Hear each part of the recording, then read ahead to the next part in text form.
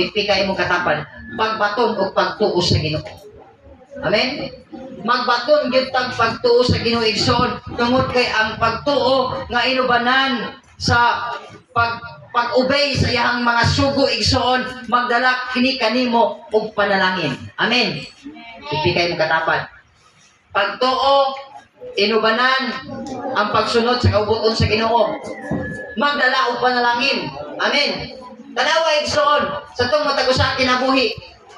Igsoon, kung aduna kitay pagtuo, unya wala ka magbaton o pagsunod sa kaubuton sa Ginoo, ingon siya diha sa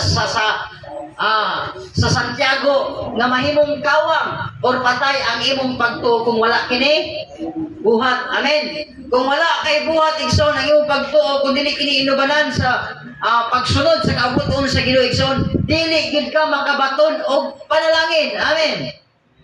Kisay gusto panalangin? Amen. Sunda ang kaubuton sa Ginoo. Amen. Okay? Muna sa una igsoon, ang pagtuo nga adunay pagsunod sa kaubuton sa Ginoo magadala kanimo og panalangin brings you blessings in life. Amen. The ultimate blessings igsoon imo gayud na siyang ma-receive. Amen.